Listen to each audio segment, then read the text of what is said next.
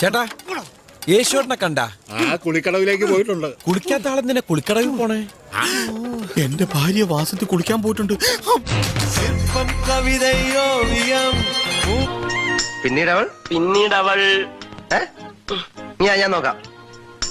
ഇതാ വ്യക്തമായിട്ടൊന്നും കാണുന്നില്ലേ? ഇതാ ഞാൻ നോക്കാന്ന് പറഞ്ഞു.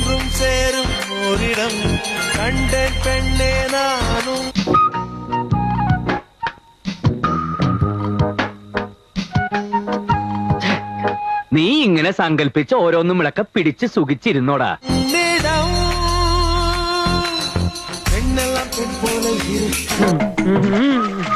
മനഃശക്തി തരണേ.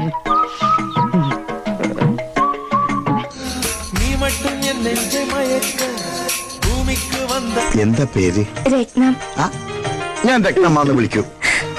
പേര് തന്നെ പത്തര മാറ്റ്. പേര് പോലെ തന്നെ കണ്ട ആളൊരു ബോംബ.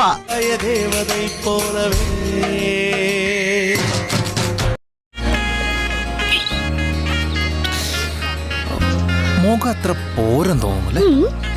അത് നീ എപ്പോഴാ മുഖത്തേക്ക് നോക്കിയേ?